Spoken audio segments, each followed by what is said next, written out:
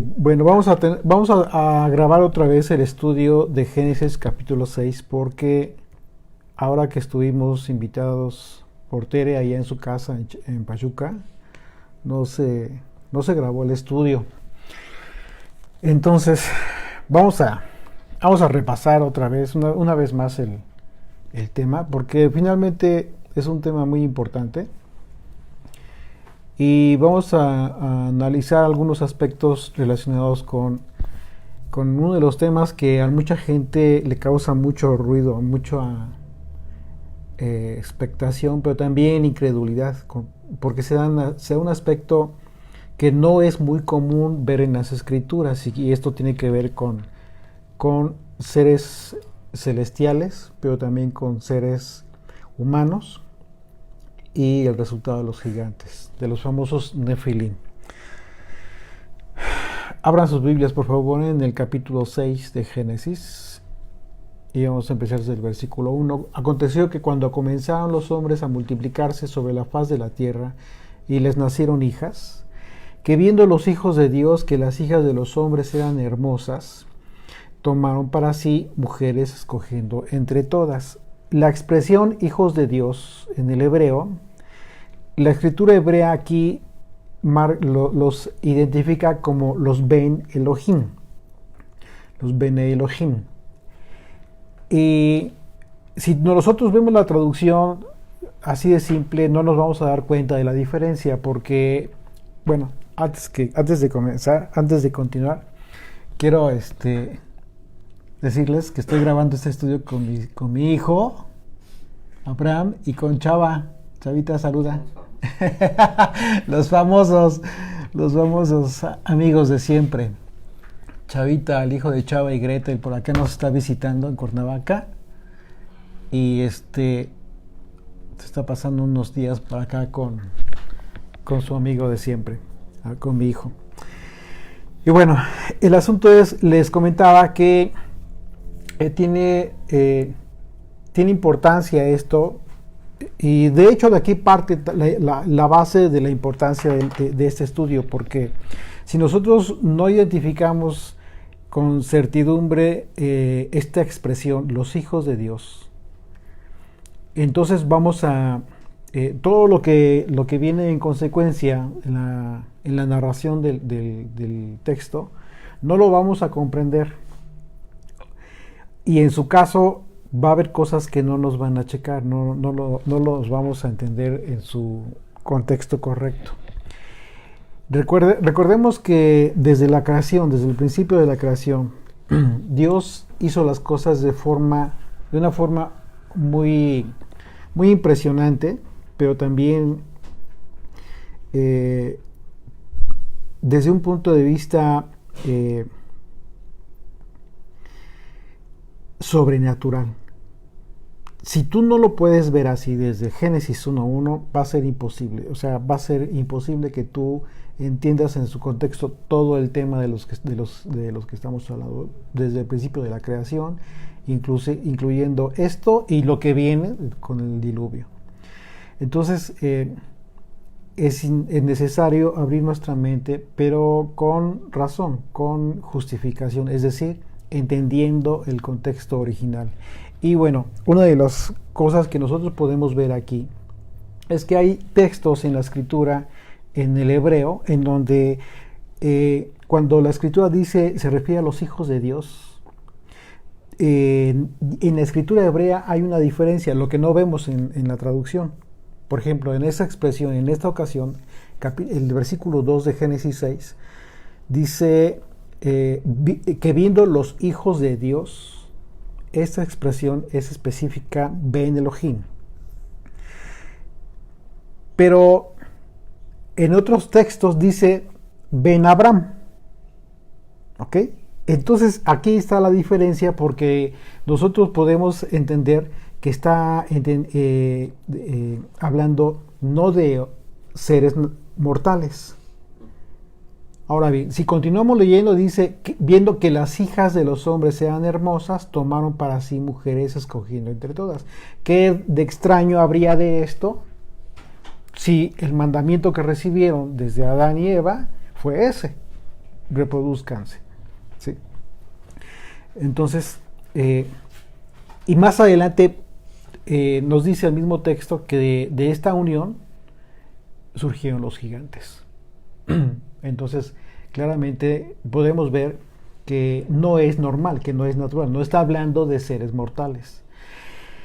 Y uno de los textos más clásicos con los cuales podemos identificar esta expresión es con Génesis, con el libro de Job, capítulo 1, en donde dice que los hijos de Dios venían ante el Señor y entre ellos venía Satanás, que es cuando el Señor comenzó a preguntarle ¿de dónde vienes? Satanás dice de recorrer la tierra. Satanás es uno de ellos, un siervo de Dios. Entonces, esa expresión de los hijos de Dios también está ahí, está identificando a los seres celestiales, pero el contexto te lo está diciendo, está hablando de ángeles, seres celestiales. Entonces continúa, dice, verso 3, y dijo el Señor, no contenderá mi espíritu con el hombre para siempre, porque ciertamente él es carne, mas serán sus días 120 años. Este es otro texto, esta otra expresión, 120 años, que aunque no se especifica en qué consiste, dice el hombre será sus días 120 años. Posteriormente del diluvio, vemos que el tiempo de vida del hombre cesa de manera muy importante. Pero por otro lado, hay una interpretación que en relación a los 120 años se comenta en relación a los jubileos. Un jubileo corresponde a ¿cuánto? A 50 años. Y si tú multiplicas 50 por 120 te va a dar el número 6000. De acuerdo al número de año en el que estamos viviendo hoy en día, de acuerdo al calendario judío, estamos muy cerca de entrar al año 6000, a iniciar el año 6000. Entonces, pudiera ser, matemáticamente hablando, en ese contexto pudiera ser que tenga relación. Pero de la manera más simple, más sencilla, puedes tú entenderlo en ese sentido. El promedio, los hombres antes del diluvio vivían un promedio de 912 años, promedio general. El que más vivió, ¿quién fue? Matusalén. ¿Cuántos años vivió? 969 años. Habla fuerte para que te escuchen, que sepan, que sabes. Ok, y en ese sentido, entonces, obviamente hay hombres que duran más de 120 años, pero de manera muy considerable baja el número de años en el que están viviendo. Y continúa, dice versículo 4, y había gigantes en la tierra en aquellos días, y también después que se llegaron los hijos de Dios a las hijas de los hombres y les engendraron hijos, estos fueron los valientes que desde la antigüedad fueron varones de renombre. La palabra gigantes aquí es la palabra nefil en singular, nefilim en plural, que tiene su raíz. Bueno, primeramente su significado tal cual tiene que ver con derribador. Nefil es derribador o tirano, ¿sí? Patán también se traduce como patán, pero la raíz de la palabra nefil es la palabra nafal, que significa caído o derribado. Esa es la razón por la cual se les identifica a estos seres celestiales que se unieron con estas mujeres mortales como los ángeles caídos. ¿Por qué? Porque ya vimos que son seres celestiales, entonces se les identifica como ángeles y caídos por la palabra original que en su raíz es la palabra nafal, que significa caídos. Y eso tiene todo el sentido simbólico. ¿Por qué? Porque definitivamente vamos a ver que después de haber pecado contra Dios, de haberse conjurado en anatema contra Dios, contra su posición, y habiendo abandonado su lugar de santidad, su morada de santidad, entonces ellos fueron literalmente caídos. Es más, es decir, se dice en el libro de Enoch que fueron encerrados en cárceles. Entonces, vamos a ver ahorita, vamos a analizar algunos textos que se relacionan con con el capítulo 6 de Génesis, sobre todo en este contexto de estos gigantes, quiénes fueron y cómo es que en un momento dado efectivamente se declararon en anatema, literalmente.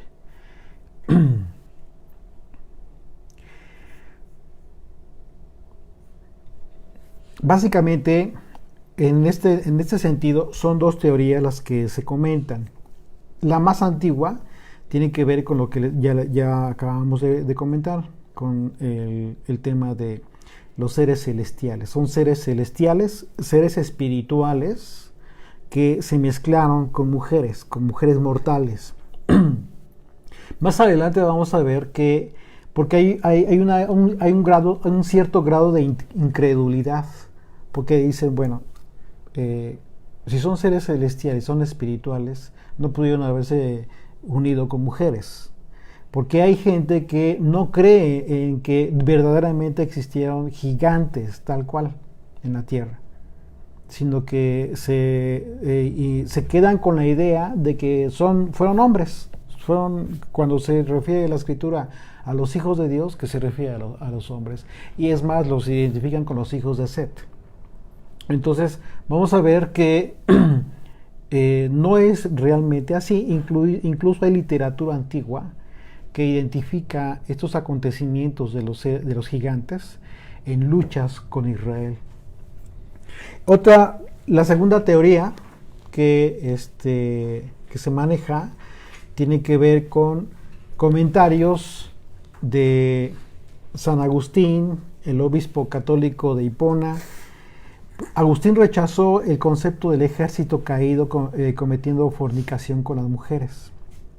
En su libro de principios del siglo V, La ciudad de Dios, así se llama, él promovió la teoría de que los hijos de Dios se refería simplemente a la línea genealógica de Set, que estaba comprometido a preservar la verdadera adoración a Dios. Recordemos que en textos anteriores a este capítulo 6, dice que los hombres comenzaron a invocar el nombre de Dios. Ajá. Y esa es la razón por la cual este autor se va por ese lado en esta hipótesis. Sin embargo,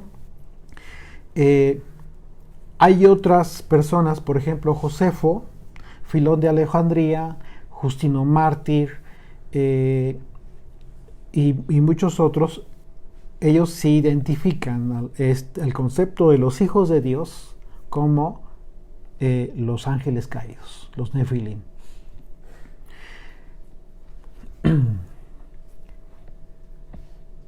Hay otro texto de un libro que se llama Las obras de Filón, página 811, y dice literalmente, pero él, refiriéndose a Moisés, relata que estos gigantes surgieron de una procreación combinada de dos naturalezas, es decir, de ángeles y mujeres mortales, porque la sustancia de los ángeles es espiritual.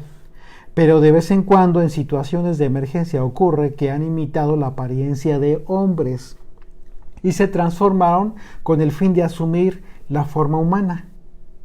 ¿Ya se dieron cuenta? Como lo hicieron en esta ocasión cuando formaron conexiones con las mujeres para hacer producción de gigantes. Este texto de Filón que está refiriendo cómo es que Moisés identifica a los gigantes, hace referencia efectivamente a que tomaron forma de hombre. De alguna manera, esto lo vamos a ver porque hay varios textos en los evangelios en que, por un lado, pero es un contexto diferente, en que los espíritus poseen a los hombres, a las personas, ¿Se acuerdan? Que Yeshua continuamente se la pasaba liberando a las personas.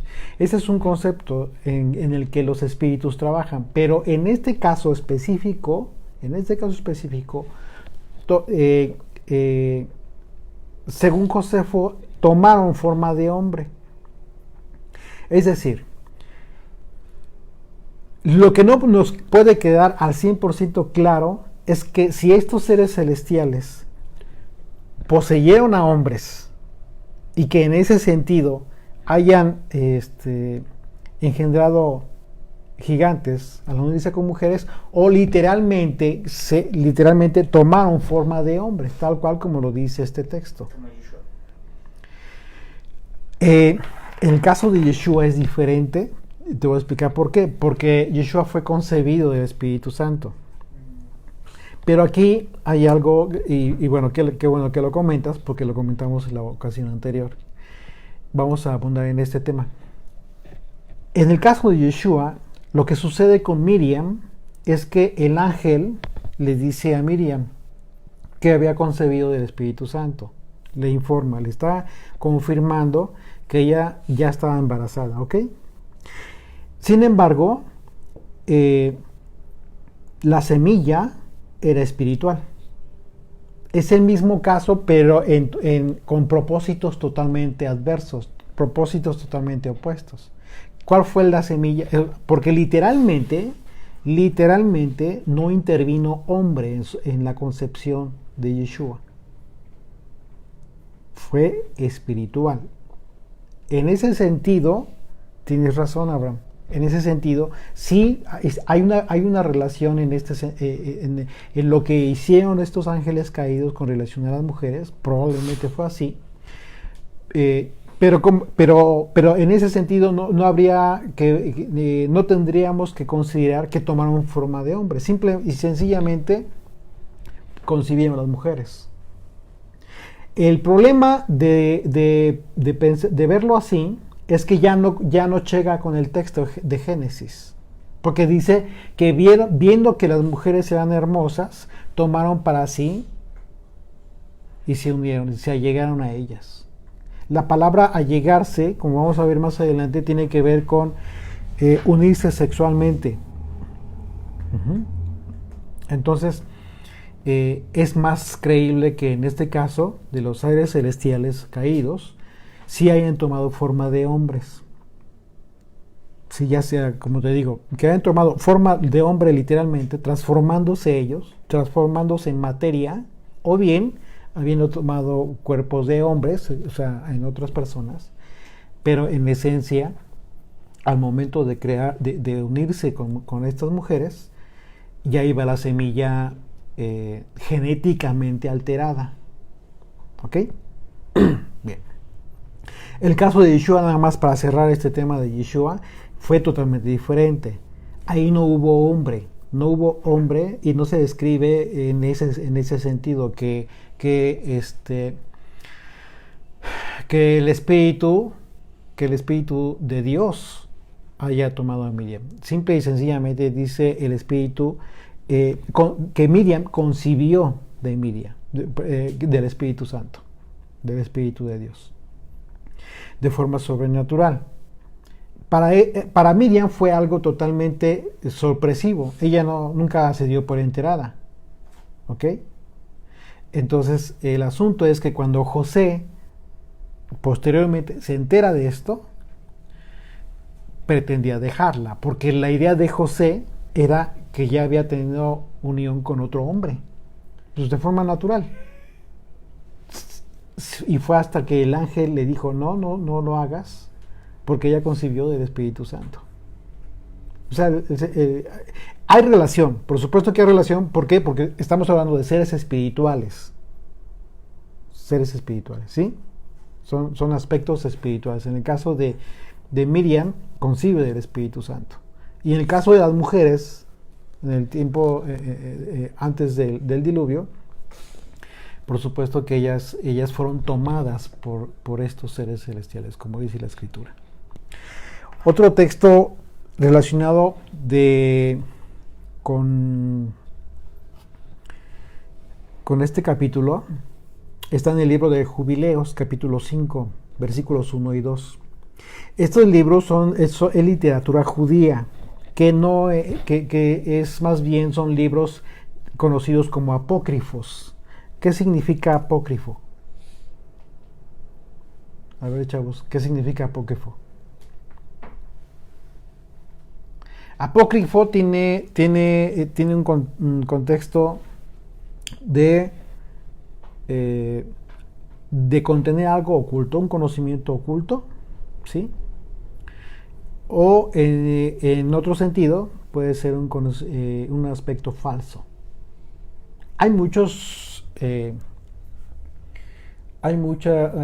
muchos libros que se comentan, incluso evangelios que no están en el canon de la Biblia, que si tú los lees, tú te vas a dar cuenta que son fantasiosos. O sea, son literalmente, estás leyendo como que una fantasía. Y tú te das cuenta que fueron escritos, incluso hay registro, está confirmado, que fueron escritos ya tardíamente, siglos después del siglo X incluso. Y por las evidencias de la propia escritura, te das cuenta que hay falsedad ahí. En ese sentido, por eso se denominan apócrifos. Pero también se le denomina apócrifos simple y sencillamente porque no se encuentran en el canon. Eso es todo. Por ejemplo, el libro de Enoch es un libro, se le conoce como libro apócrifo. ¿Por qué? Porque no se encuentra en el canon bíblico. Pero tiene una razón muy importante. Estos libros corresponden a la literatura judía antigua.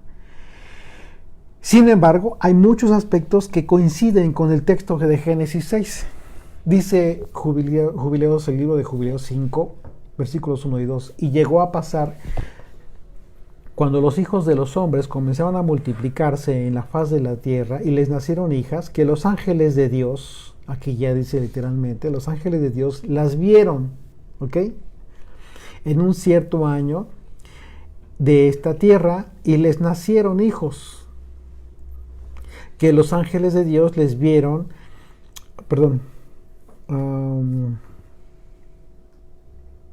y les nacieron hijas, que los ángeles de Dios las vieron en un cierto año de este jubileo, que fueron bellas para mirar, y se tomaron por ellos mismos esposas de todas las que escogieron, y les engendraron hijos, y ellos fueron gigantes.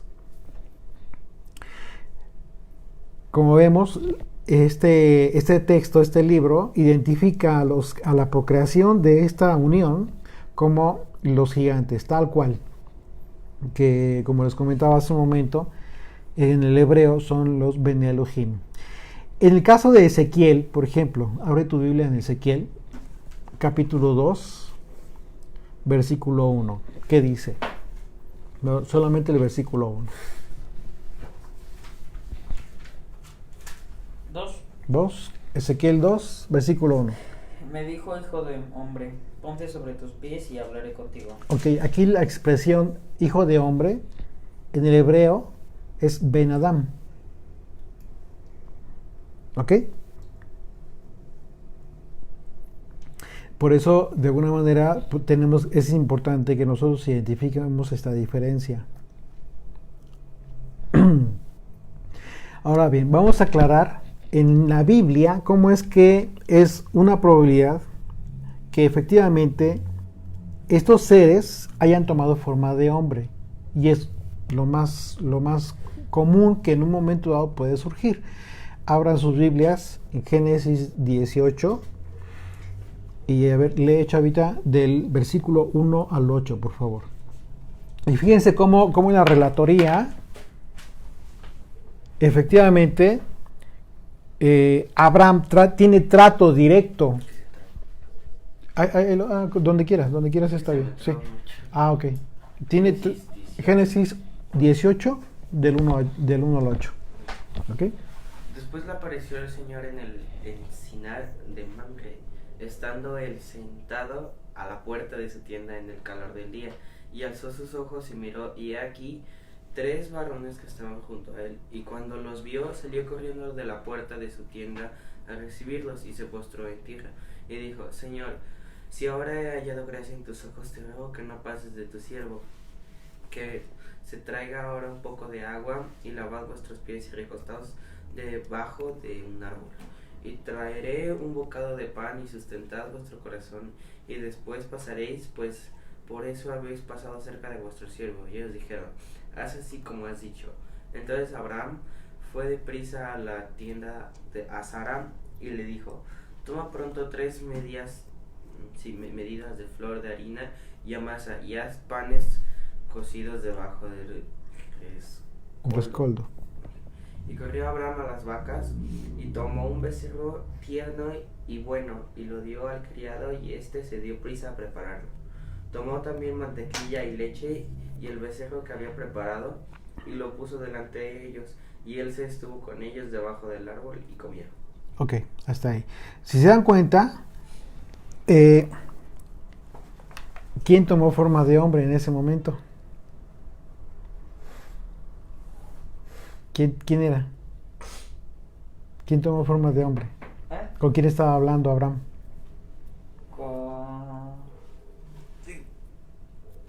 Literalmente el texto te está indicando que está hablando con el Señor.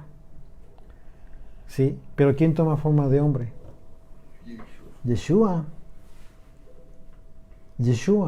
Entonces aquí nosotros estamos viendo cómo es que efectivamente un ser celestial también come, porque dice que comieron con él. Entonces ya nos va quedando un poco más clara la idea de que efectivamente estos ángeles caídos sí tomaron forma de hombre, tal cual. Más adelante del texto vemos cómo es que 2 ángeles, en forma de hombre, llegaron literalmente a buscar a Lot para advertirle que iba a ser destruida Sodoma y Gomorra.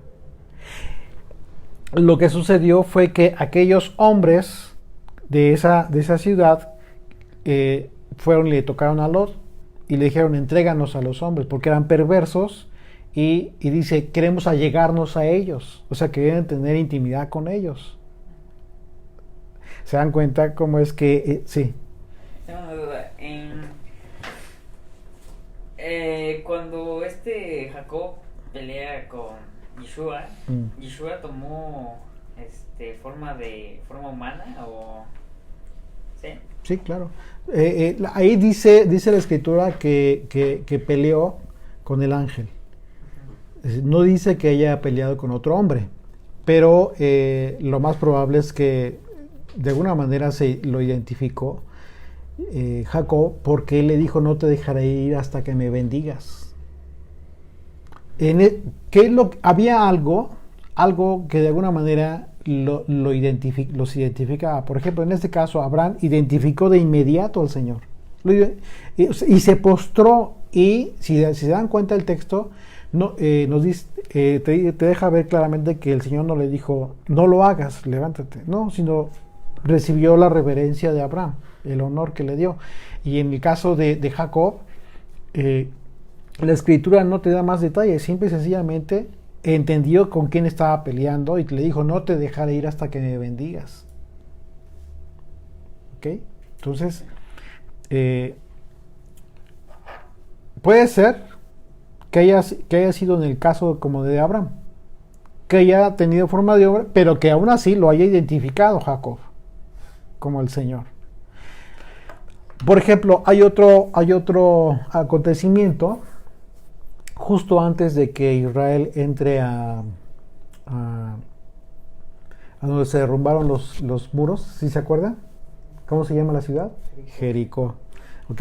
Antes de entrar a la ciudad, dice la escritura que Josué durmió, y cuando se despertó vio de frente a un ángel, uno con la espada desenvainada. Y entonces de momento no lo identificó y le pregunta: ¿eres de nosotros o de los contrarios? Y entonces la respuesta de él dice que le respondió: vengo como el Señor de los ejércitos. Imagínate, pues quién era Yeshua, por supuesto. Entonces te das cuenta que toma forma de hombre. Y llega a ser el momento en que incluso no se identifica, como en el caso de Josué. No lo identificó, no lo identificó que tuvo que preguntarle. Pero el asunto es que nos queda claro, nos confirma un poco más el hecho de que efectivamente estos seres celestiales, para poder allegarse a las mujeres, tuvieron que haber tomado forma de hombre. ¿Ok? Esta hipótesis ya nos queda más confirmada. En la carta de Judas, abran su Biblia, por favor, en la carta de Judas, y vamos a ver cómo es que Judas hace referencia a estos ángeles caídos. Judas, versículo 6. Y los ángeles que no guardaron su dignidad, sino que abandonaron su propia morada. ¿A qué morada se está refiriendo aquí? ¿Eh? ¿No? Dice una vez más, y los ángeles que no guardaron su dignidad, sino que abandonaron su propia morada. La morada a la que se está refiriendo Judas no es el cielo, no es el área celestial. Está refiriéndose a su propia esencia de santo, es decir, la morada de santidad que estos seres tenían. Dice, abandonaron su propia morada, abandonaron su santidad, su lugar de santidad. Los ha guardado bajo oscuridad en prisiones eternas para el juicio del gran día, como Sodoma y Gomorra y las ciudades vecinas, las cuales de la misma manera que aquellos, habiendo fornicado e ido en pos de vicios contra naturaleza, aquí está describiendo Judas, dice vicios contra naturaleza, y habla de fornicación, habla del pecado sexual específicamente que estaban teniendo en aquellas ciudades y que confirmamos en el pasaje en donde visitan la casa de Lot y le pide a los hombres. Lot sabía perfectamente que no eran hombres comunes. Lot sí los identificó como ángeles. Por eso incluso llegó al grado de decirles, Lot, mejor les entrego a mis hijas que no han conocido hombre. ¿Por qué? Porque sabía lo terrible que podía ser en un momento dado, aunque en el último de los casos, los ángeles, imagínense, pues no hubieran permitido nada de eso, ¿no? Pero Lot quiso resguardarles y dijo, mejor mis hijas, les entrego a mis hijas, ¿se acuerdan? Entonces, vemos cómo es que efectivamente lo que está redactando Judas tiene que ver con vicios contra naturaleza. Sí, fueron puestas, por ejemplo, todas estas ciudades sufriendo el castigo del fuego eterno. Entonces, evidentemente, al compararlos con los pecados de Sodoma y Gomorra, el pecado de los ángeles de estos caídos fue de tipo sexual. O sea, se originó ahí de tipo sexual, pero obviamente que es y tiene una implicación mayor. ¿Cuál sería la implicación de mayor pecado que pudieron haber cometido estos seres celestiales? La anatema conjurada a sabiendas de que iban en contra de la voluntad de Dios. ¿Qué es un anatema? Maldición. ¿Fuerte? Maldición. Maldición. Así es. Abra su Biblia, por favor, acompáñenme en su Biblia a Segunda de Pedro. Segunda de Pedro, versículos 2 y 4. ¿Pero capítulo 1? ¿Perdón? Capítulo 1. Perdón, capítulo 2. Capítulo 2, versículo 4. Dice, porque si Dios no perdonó a los ángeles que pecaron, sino que arrojándolos al infierno los entregó a prisiones de oscuridad para ser reservados al juicio. Eso está refiriendo una vez más a estos seres celestiales. Entonces, el libro de Enoc refiere ya por decirlo así, con lujo de detalle, qué es lo que sucede con todos estos seres celestiales. Y dice en el capítulo 2:10 de Enoc, versículo 1. Entonces el Altísimo, grande y santo, habló y envió a Sariel. Sariel es uno de los ángeles, pero de los ángeles que estaban sirviendo al Señor, o que sirven al Señor. Y envió a Sariel al hijo de Lamec. ¿Quién es el hijo de Lamec? De acuerdo a las generaciones que vimos en los capítulos anteriores. Lamec, el hijo de Lamec al que se refiere aquí es a Noé. Y le dijo: ve hacia Noé y dile en mi nombre, escóndete y revélale la consumación que viene, pues la tierra entera va a perecer, un diluvio está por venir sobre la tierra y todo lo que se encuentre sobre ella perecerá. Si ustedes se dieron cuenta cuando vimos cómo es que en el capítulo 5, que dice la escritura que Noé caminó con Dios, analizamos esa expresión, caminó con Dios. Eso específicamente tiene que ver con el hecho de que Noé recibió revelación, conocimiento directamente de Dios. Y aquí lo confirmamos una vez más, es decir, por parte de Dios está enviando a Sariel para decirle, hacerle saber, revelarle a Noé, darle la revelación de la consumación de ese tiempo, de esa era, antes del diluvio, que todo iba a acabar. Y le comienza a dar instrucciones.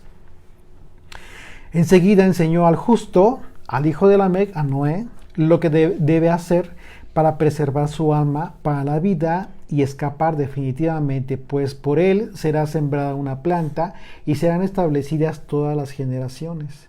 Y además el Señor dijo a Rafael, a otro ser, encadena a Asael de pies y manos, arrójalo a las tinieblas, abre el desierto que está en Dudael y arrójalo a él. Bota sobre él piedras ásperas y cortantes, cúbrelo de tinieblas, déjalo allí eternamente sin que pueda ver la luz. Y en el gran día del juicio que sea arrojado al fuego. Aquí este texto del libro de Enoc está confirmando las palabras de Judas y las palabras de Pedro. ¿Se dan cuenta? O sea, vean que de alguna manera esto nos dice que aunque es un libro que se conoce como apócrifo, tiene sentido lo que te está informando. ¿Por qué tiene sentido? Porque tú lo puedes confirmar con el texto de la Biblia. ¿Ok? Dice versículo 11 de ese mismo capítulo de Enoc, dice, y a Miguel le dijo el Señor, ve y anuncia a Shemijasa. Shemijasa fue el líder de estos 200 ángeles que según el libro de Enoc descendieron sobre el monte Hermón para tomar mujeres.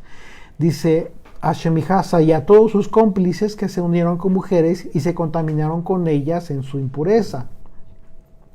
Que sus hijos pecarán, pero perecerán, y ellos verán la destrucción de sus queridos. Encadénalos durante 70 generaciones en los valles de la tierra hasta el gran día del juicio. Lo que nos está confirmando una vez más entonces es que el día del gran juicio del Señor, en donde serán resucitados incluso los muertos, donde será el juicio, en donde unos serán apartados para vida eterna y otros para el fuego eterno, también van a ser sacados estos seres. ¿Ok? Entonces una vez más confirma este texto de Enoc esta situación. El libro de Jubileos, por otro lado, en el capítulo 5, ya versículo 6, dice, se enojó el Señor de sobremanera con los ángeles que había enviado a la tierra, despojándolos de todo su poder, y nos ordenó atarlos en los abismos de la tierra donde están presos y abandonados. ¿Se dan cuenta cómo checa ya aquí Jubileos? No solamente con lo que dice Enoc, sino también con lo que dice Judas y con lo que dice Pedro. Dice versículo 8, no permanecerá, perdón. Ok. Dice, Dice el versículo 8, no permanecerá mi espíritu sobre los hombres eternamente, pues carne son, sean sus días 120 años, envió entre ellos su espada para que se matasen unos a otros. Esto es el texto del libro de Jubileos. ¿Qué representa la espada? Simbólicamente hablando, ¿qué es lo que representa la espada? La ¿Eh? palabra. Quítate eso de La loca. palabra. En un sentido representa la palabra de Dios. Y en relación a esto, cuando dice, y envió entre ellos su espada para que se matasen unos a otros.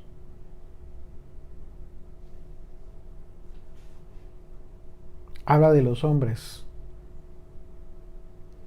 para que se matasen unos a otros. Sí. Ah, yo pensé que quieres comentar. El conocimiento, ¿no? El conocimiento. O sea, si tú lo ves como la palabra de Dios, puedes interpretar infinidad de cosas. ¿Por qué? Porque el conocimiento mata en un sentido. ¿Qué es lo que mata? Tu pecado. En el momento que eres conocedor de que eres pecador, eres muerto. Eres muerto en delitos y pecados. ¿Ok? Pero dice aquí literalmente, y envió entre ellos su espada. Habla del Eterno. ¿Sí? Para que se matasen unos a otros. En otro sentido también puede ser el propio juicio que ya había sido declarado. Este comenzó a matar a aquel hasta que todos cayeron por la espada y desaparecieron de la tierra. El juicio, ¿ok? A la vista de sus padres, quienes fueron encarcelados luego a los abismos de la tierra, hasta el gran día del juicio, para que sea firme la sentencia contra todos los que corrompieron su conducta y sus acciones ante el Señor. Este texto es del libro de Jubileos, capítulo 5. Entonces aquí, una vez más, estamos confirmando que efectivamente, tanto el libro de Jubileos, el libro de Enoch, y hay otros como el libro de Baruch, por ejemplo, también, hay textos que conectan con lo que nosotros podemos ver en el Nuevo Testamento, en el caso de Judas y el caso de Pedro. Ok. Y luego dice algo interesante. Dice, fíjense, el destino de estos seres espirituales, ya no de la carne. ¿Por qué? ¿Cuál iba a ser el propósito del juicio del diluvio por parte de Dios? Era exterminar toda carne sobre la tierra y todo ser viviente, todo ser que tuviera espíritu. No iba a haber nada. Con excepción de Noé, sus 3 hijos, su esposa y las esposas de sus hijos. 8 en total. Y los animales que el Señor le indicó que guardara en el arca. Pero todo murió, toda carne murió, toda carne. Es muy específico el Señor cuando dice, y toda carne será destruida sobre la faz de la tierra. Lo que implica que si estos seres gigantes eran híbridos, que en parte fueron creados por mujeres humanas, pero también por seres celestiales, entonces, por esa razón, podemos ver que posteriormente al diluvio continuaron habiendo gigantes. ¿Verdad? Pero ¿qué pasa después de que se acaban los gigantes? Porque cuando vemos que Yeshua viene y comienza, todo el tiempo está haciendo liberaciones de endemoniados? Gente que estaba poseída, gente que estaba endemoniada, por ejemplo, el endemoniado gadareno, es un caso muy clásico. Dice el libro de Enoch, fíjate lo que dice el libro de Enoch, capítulo 15, a partir del versículo 8. Y ahora los gigantes que han nacido de los espíritus, ¿sí? Y de la carne, ¿ok? Serán llamados en la tierra espíritus malignos. Y sobre la tierra estará su morada. Esa es la razón por la cual en el mundo hay seres espirituales de maldad. Aquí te lo está diciendo. Versículo 9. Los espíritus malos proceden de sus cuerpos, porque han nacido de humanos y de los santos vigilantes en su comienzo y origen primordial. estarán los espíritus malos sobre la tierra y serán llamados espíritus malos.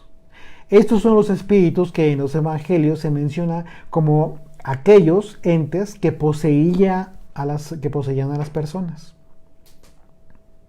y que Yeshua liberaba todo el tiempo. Son los espíritus que, como en el caso del endemoniado gadareno, estaban poseídos. Él estaba poseído por toda una legión de espíritus. Abran su Biblia en el Evangelio de Marcos, capítulo 6. Y vamos a leer del 1 al 9. Dice Marcos 5. Capítulo 5. Ajá, desde el versículo 1. Dice, vinieron al otro lado del mar, a la región de los Gadarenos, y cuando salió él de la barca, hablando de Yeshua, enseguida vino uno a su encuentro de los sepulcros, un hombre con un espíritu inmundo, fíjate, que tenía su morada en los sepulcros, y nadie puede atarle, ni aun con cadenas, porque muchas veces había sido atado con grillos y cadenas, mas las cadenas habían sido hechas pedazos por él, y desmenuzado los grillos, y nadie le podía dominar, y siempre de día y de noche andaba dando voces en los montes y en los sepulcros, e hiriéndose con piedras. Cuando vio pues a Yeshua de lejos, corrió y se arrodilló ante él. ¿Ustedes por qué creen que le tiene tanta reverencia y temor a Yeshua?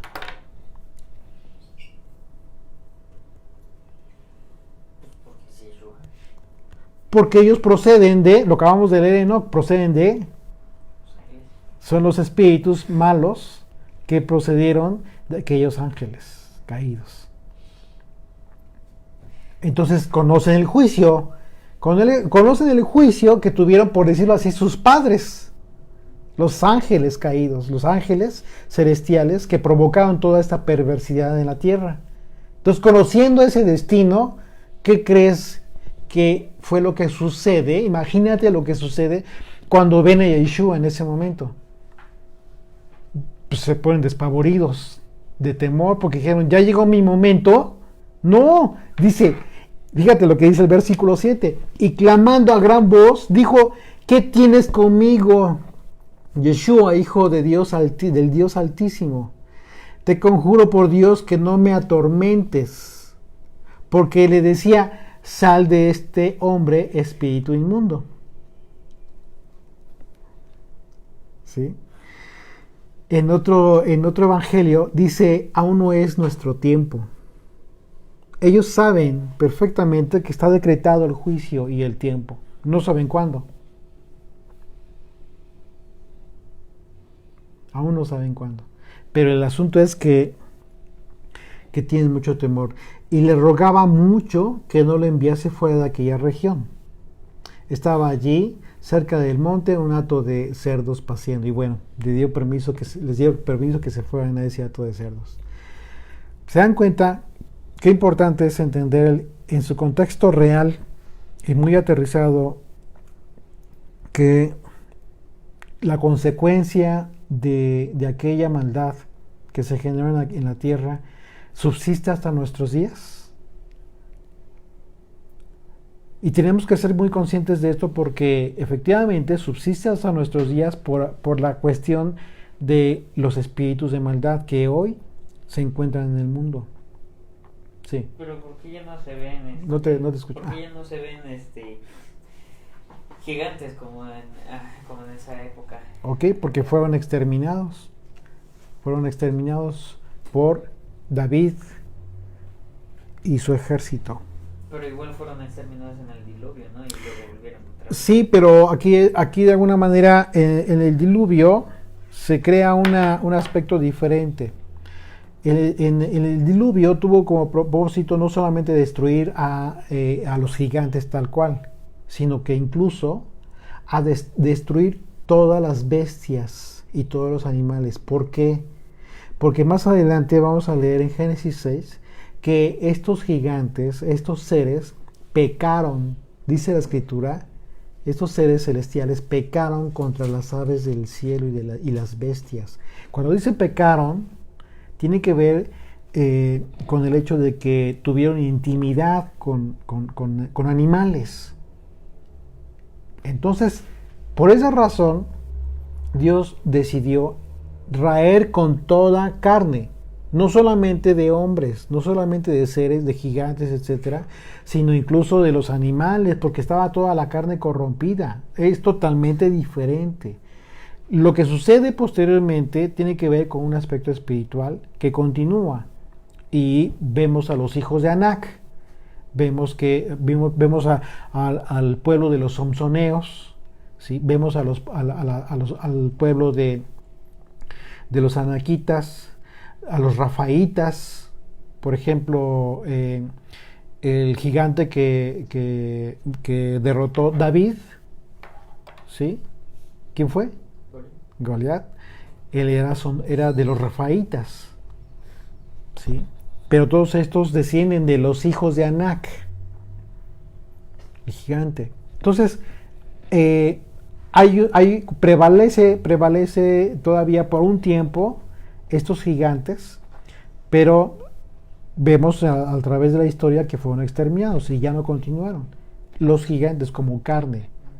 Pero lo que prevalece hasta nuestros días son los seres espirituales de maldad. ¿Sí me explico? Ok, dice... Y bueno, el hecho de que haya habido todavía gigantes y que hayan sido exterminados precisamente por Israel, que se encontraban donde creen, en la tierra prometida, precisamente, tiene un propósito y tiene una explicación. Lo que pasa es que ya nos iríamos a un aspecto más extendido en la explicación. Tiene un propósito divino en relación a la adversidad del hombre con respecto al propósito divino que tienes tú y yo, que tenemos. ¿Sí? Pero ya tiene que ver con un aspecto alegórico o más bien espiritual. Pero bueno, ya tendrá que ver, y eso ya es materia de otra explicación. Y dice versículo 5 de Génesis: y vio el Señor que la maldad de los hombres era mucha en la tierra, y que todo designio de los pensamientos del corazón de ellos era de continuo solamente el mal. Claro. Este versículo 5 es muy interesante debido a que todo parece indicar que los ángeles caídos no solo tomaron mujeres para intimar de ellas, sino que también tomaron animales cuadrúpedos, aves y reptiles e intimaron con ellos. Dice, empezaron a pecar contra todos los pájaros del cielo y contra todas las bestias de la tierra, contra los reptiles y contra los peces del mar, y se devoraban unos a otros, unos la carne de los otros, y bebían sangre.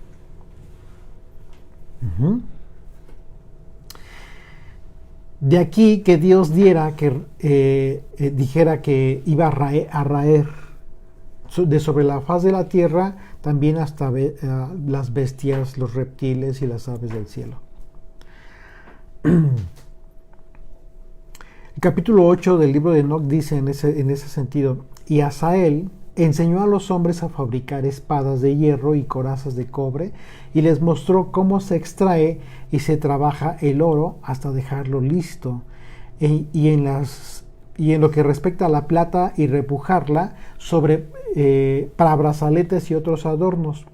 A las mujeres les enseñó sobre el antimonio, el maquillaje de los ojos, las piedras preciosas y las tinturas. Y entonces creció mucho la impiedad, y ellos tomaron los caminos equivocados y llegaron a corromperse en todas las formas. Shemihasa enseñó encantamientos y a cortar raíces.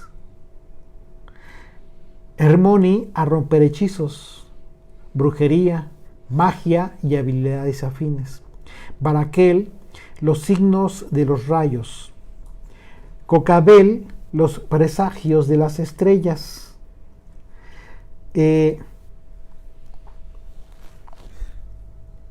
Hay un tema relacionado con los horóscopos, ¿sí? y supuestamente, bueno, con la idea de que te enseñan o te instruyen de la forma en cómo es que los horóscopos influyen en la vida de las personas.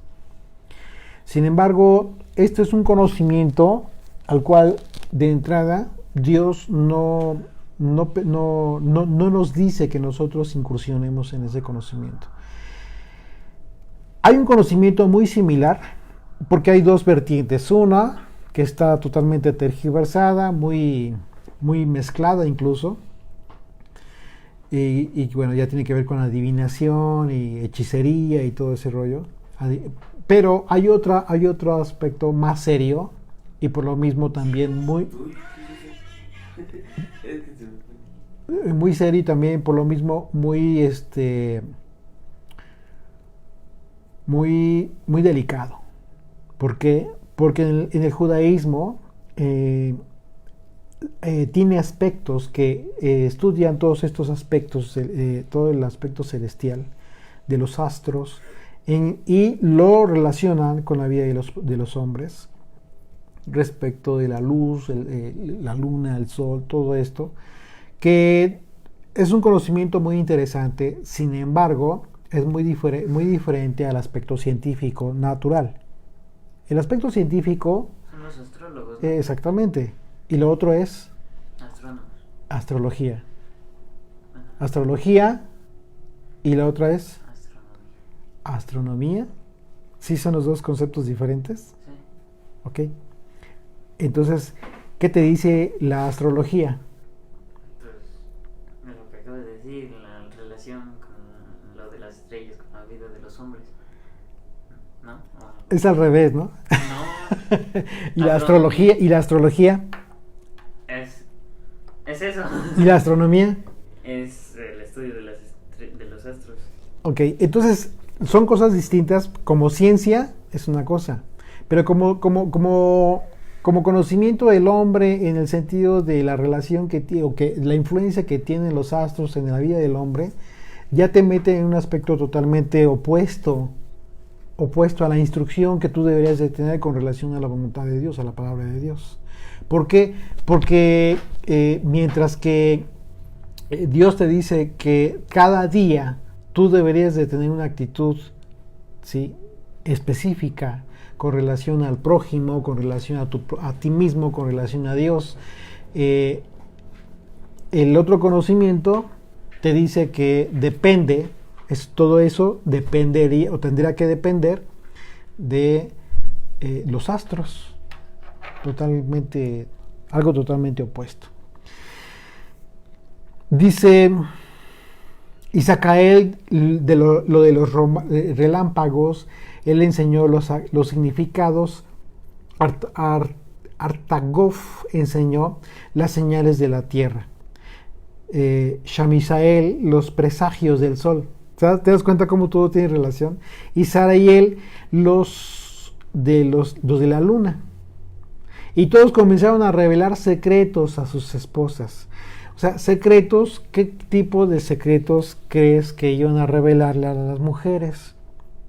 Si a final de cuentas estamos viendo que eran seres celestiales con un conocimiento que estaba vedado al hombre. Aquí tú puedes entender claramente cómo es que efectivamente tú tendrías que tener un límite en el conocimiento. No porque no puedas ir más allá, probablemente sí, eres un genio y estás muy dotado y lo ha habido, pero aquí estamos viendo que estos seres celestiales compartieron conocimiento que no tenían estas mujeres. Y que hoy en día a lo mejor es lo más elemental o lo más sencillo para esta época, pero imagínate para aquel momento. En esencia, lo que aprendemos de esto es muy simple. Hay conocimiento al que está accediendo el hombre, pero no porque sea la voluntad del Eterno, sino porque hay un espíritu que le está impulsando a adquirir ese tipo de conocimiento. No hablamos del conocimiento de la palabra de Dios. No, por supuesto que no. Estamos hablando de un conocimiento sobrenatural. aspectos espirituales sobrenaturales, algo a lo cual de forma natural el hombre no podría conocer. Y que por causa de ese conocimiento la humanidad ha ido de conocimiento en conocimiento, de ciencia en ciencia, y hoy en día la ciencia ha avanzado de tal forma que te sorprende los avances científicos. Teléfono inteligente, te avisa todo, lo único que hace falta es que te dé de comer, ¿no? Imagínate. Bueno, ya hay robots que hacen eso, imagínate. Pero bueno, hay otro libro, el libro de Jasher. Este libro de Jasher sí se menciona en la Biblia, en el libro de Josué, refiere a Jasher. Y este libro narra la corrupción de los linajes que se extendió hacia los animales. Dice el capítulo 8, versículo 18. Capítulo 4, versículos 18 de Jasher. Y sus jueces y gobernantes fueron a las hijas de los hombres y tomaron a sus esposas por la fuerza a sus maridos de acuerdo a su elección. Y los hijos de los hombres en esos días tomaron de los animales de la tierra, las bestias del campo y de los aves del aire, y enseñaron la mezcla de animales de una especie con la otra, con el fin de provocar con ello al Señor. Y vio Dios que la tierra entera y que estaba corrompida, y porque toda la carne se había corrompido en sus caminos en la tierra, todos los hombres y todos los animales. Entonces, el libro de Jasher confirma esta mezcla, este texto del que habla el capítulo 6 de Génesis, con relación al hecho de que comenzaron a pecar con todos los animales. Dice versículo 6 de Génesis 6, ya regresamos a Génesis 6, y se arrepintió el Señor por haber hecho al hombre en la tierra y le dolió en su corazón.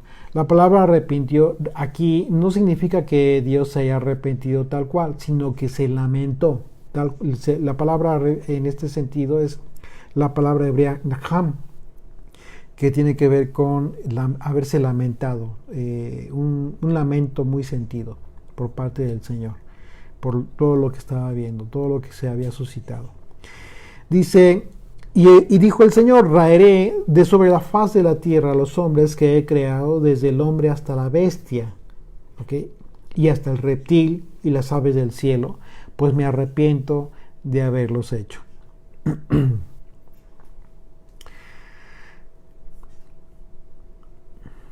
Hay mucho tema y muchos pasajes. Hay pasajes, por ejemplo, en donde nosotros podemos confirmar que efectivamente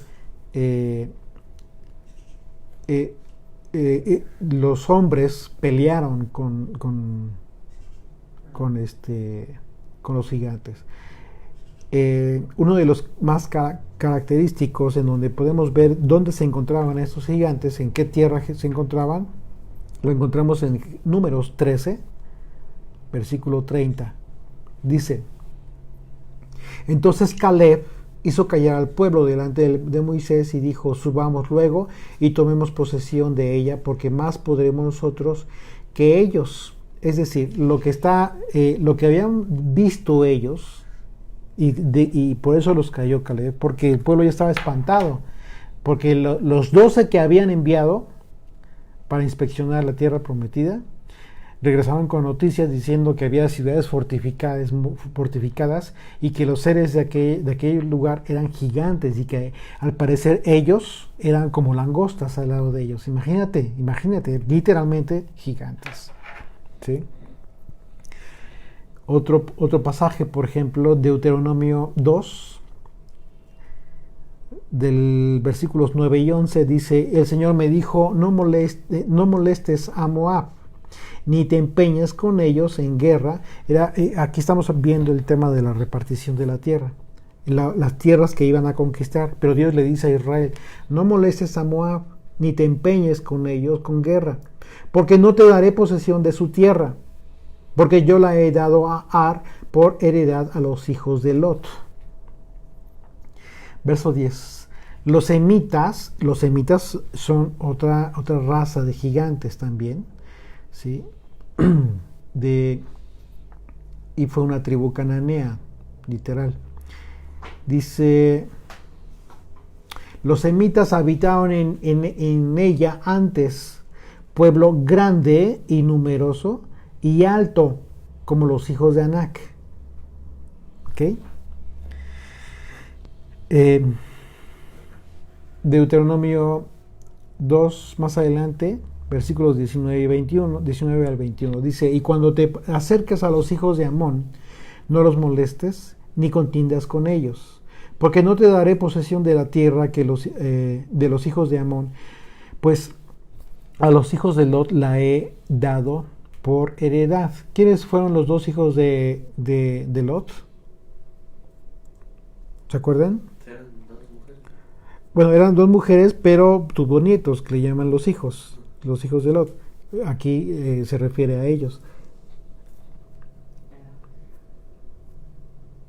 Amor y Moab, de donde descienden los amonitas y los moabitas. ¿Ok? Dice versículo 20, por tierra de gigantes fue también ella tenida, habitaron en ella gigantes en otro tiempo, a los cuales los amonitas llamaban somsoneos. Pueblo grande y numeroso y alto, como los hijos de Anac, a los cuales el Señor destruyó delante de los amonitas. Estos sucedieron a aquellos y habitaron en su lugar. ¿Ok? O sea, Dios mismo se encargó de ir exterminando estos seres gigantes. Los Refaitas eran una tribu de Cananea que vivía en las colinas de Judá, en la llanura de Filistea. Habitantes originarios de Canaán ocuparon el Líbano y el área del monte Hermón. Es decir, el monte Hermón, de acuerdo a la escritura, es justo de donde descendieron, de acuerdo al libro de Enoch, es de donde descendieron estos 200 ángeles caídos. Es el norte de Israel. En la base del monte Hermón, en el tiempo de Herodes hubo un templo dedicado al dios Pan. En el hebreo Pan significa todo, el dios de todo, le decían el dios de todo, y ahí había un templo dedicado a él y había sacrificios humanos también. Era un lugar de idolatría. Y fue justamente en la cima de ese monte donde el Señor dice, de acuerdo a Mateo capítulo 28, dice, a mí se me ha dado, le dice a sus discípulos, a mí se me ha dado poder. Y les envía a repartir el evangelio, a dar el evangelio a todas las naciones. Entonces, es una declaración muy importante, pero por alguna razón la hizo justo en ese lugar el Señor. ¿Sí? Dice otro, por ejemplo, sí, les decía que este lugar se encuentra, estos refaitas estuvieron en aquella zona, en el norte de Israel. Los anaquitas, el nombre de Anac significa gigante y se explica en el Midrash judío. Quienes han tenido la oportunidad de leer el Midrash judío, solo como lectura, no como parte de tu fe, quiero aclararlo, no como parte de tu fe, sino como hay algunos textos que te conectan con el aspecto histórico de Israel, y en ese sentido es algo importante. Los describen a estos seres, a los anaquitas, como gigantes que llevaban cadenas. Se dice que su líder era hijo de Arba, un refaíta, y sus hijos fueron Sesai, Aimán y Talmai. Los anaquitas fueron derrotados por Caleb. Estos tres seres, Sesai, Aimán y Talmai, se describen en la escritura. En la Biblia se refiere que ellos son los hijos de Anac. Ok. Verso 8 dice, pero no he hallado gracia ante los ojos del Señor. Y aquí podemos confirmar que la gracia de la que se habla en el cristianismo, que nace a partir de Yeshua, con lo cual se pretende explicar o enseñar que ya no estamos bajo la ley de Moisés, sino bajo la gracia, aquí confirmamos que es una enseñanza equivocada. ¿Por qué? Porque la gracia, en realidad, ¿qué significa gracia? Tú tienes que entender la gracia como ¿qué? Como un regalo, un regalo, como el no darte el castigo que mereces por tu pecado. Esa es la gracia. Es un regalo, entonces. Y si es un regalo, lo tienes que conectar con el dador de la gracia. ¿Quién es el dador de la gracia? Dios. Fuerte. Dios. Yeshua. Yeshua, a partir de ti, de que Él vino, nos entrega la gracia de no ser castigados por nuestro pecado. Ajá. Por supuesto que es Dios, pero para eso fue enviado Yeshua. Estás bien tu respuesta, solo que tu enfoque tiene que ser Yeshua, como el autor de la gracia. ¿Sí? Y en ese sentido, como es autor de la gracia y bajo su sacrificio, entonces el propósito de la gracia es cumplir su enseñanza, cumplir el propósito de su sacrificio, es decir, regresarte al Padre. Lo que cumplió a través del sacrificio en la cruz fue expiación. El sistema sacrificial que vemos nosotros desde Éxodo, Levítico, Deuteronomio, nosotros podemos ver, nosotros podemos ver cómo es que propósito de los sacrificios en el tabernáculo y después en el templo tienen un propósito de expiación, ¿sí? ¿Sí? De hacer alianza entre el hombre y Dios. Y en ese sentido, siempre hubo un intermediario. ¿Quién? El sacerdote. ¿Ok? Pero a través de Yeshua, a partir de Yeshua, como sumo sacerdote, él mismo lleva a cabo este sacrificio, ¿sí? Ofreciéndose él como el cordero que iba a ser inmolado para darnos la expiación de nuestros pecados, el perdón de nuestros pecados. Y en ese sentido, la gracia de la que estamos hablando aquí y de la que estamos hablando con Noé tiene que ver con el hecho de conectarnos con el Padre, de hacer alianza con el Padre. Pero ¿cuál es esa conexión? ¿A través de qué? Ok, ya tuvimos el perdón y ya, ahí se acabó. Eso te hace ser consciente de tu pecado y eso te lleva al arrepentimiento, teshuvá, regresar al Padre. Y el camino de regreso es precisamente, lo constituye ¿qué? Lo constituye su ley. La ley de Moisés. Por eso Yeshua dijo, no piensen que yo he venido a abrogar la ley o los profetas, sino he venido a cumplir.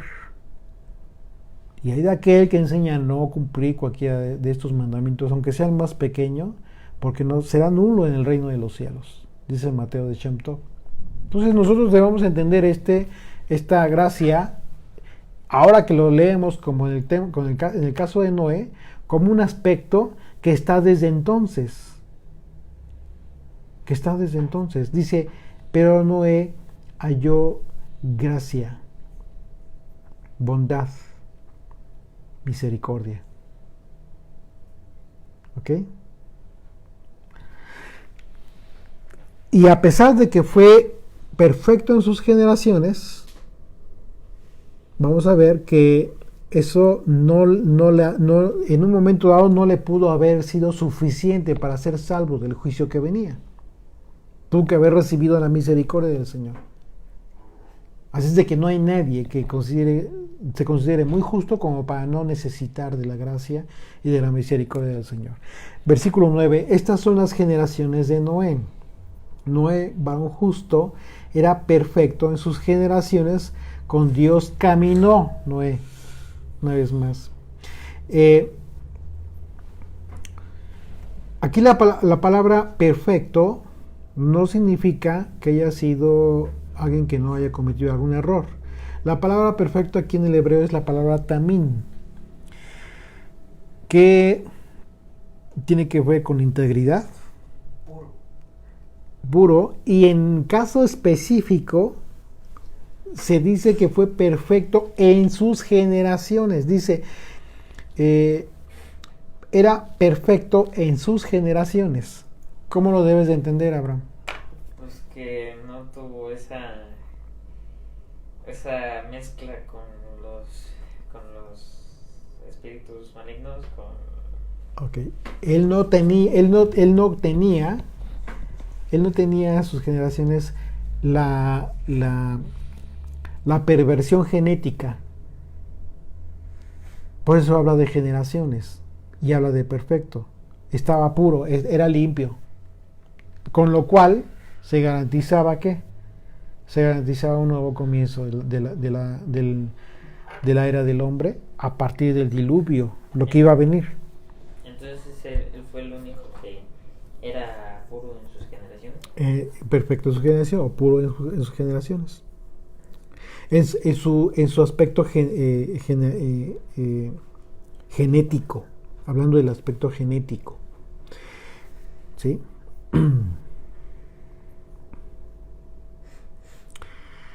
Dice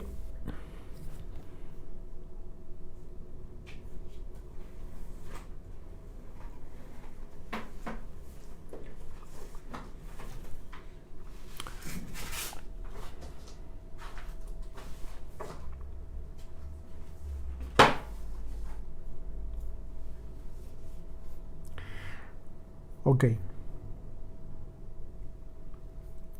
Verso 10.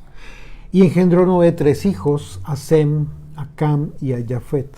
Y se corrompió la tierra delante de Dios, y estaba la tierra llena de violencia. Y miró Dios la tierra, y he aquí que estaba corrompida, porque toda la carne había corrompido su camino sobre la tierra.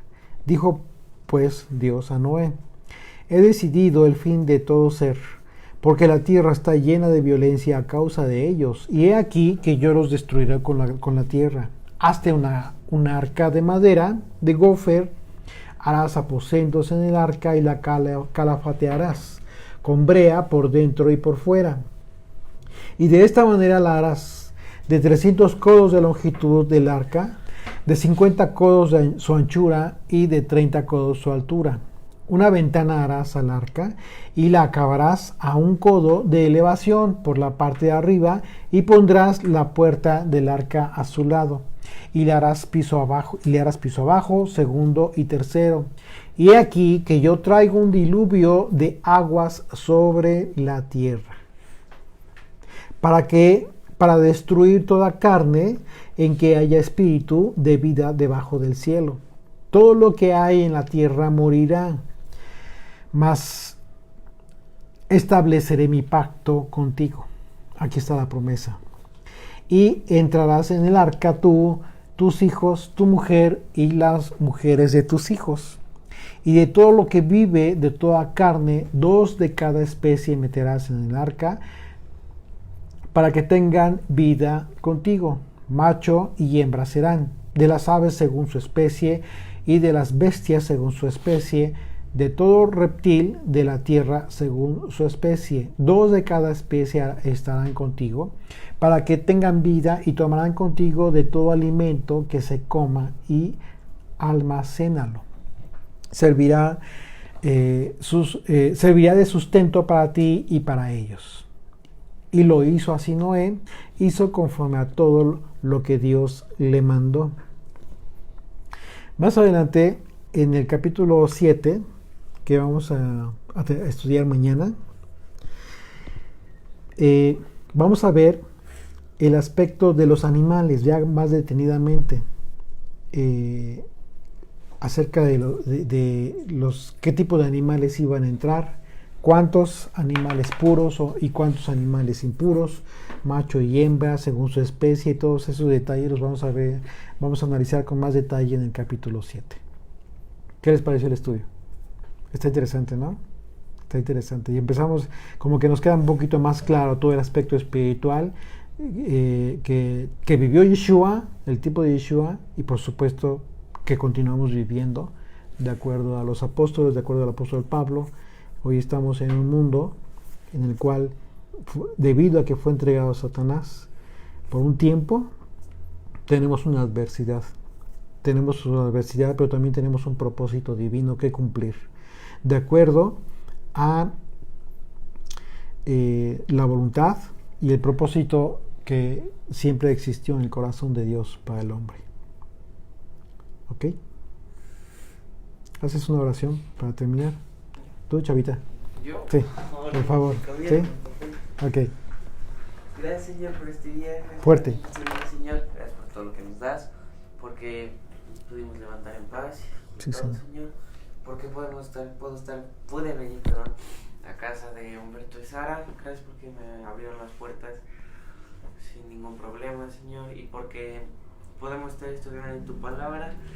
Gracias por eso, que es la bendición más grande, y que nos ayudes a comprender cada vez mejor los estudios de Humberto y tu palabra. Te ponemos este día en tus manos, que sea tu voluntad y no la nuestra. En el nombre de tu Hijo amado Yeshua. Amén. Amén. Amén. Ok, amigos, nos vemos mañana a las 12 de la mañana, 12 del día, con el capítulo 7.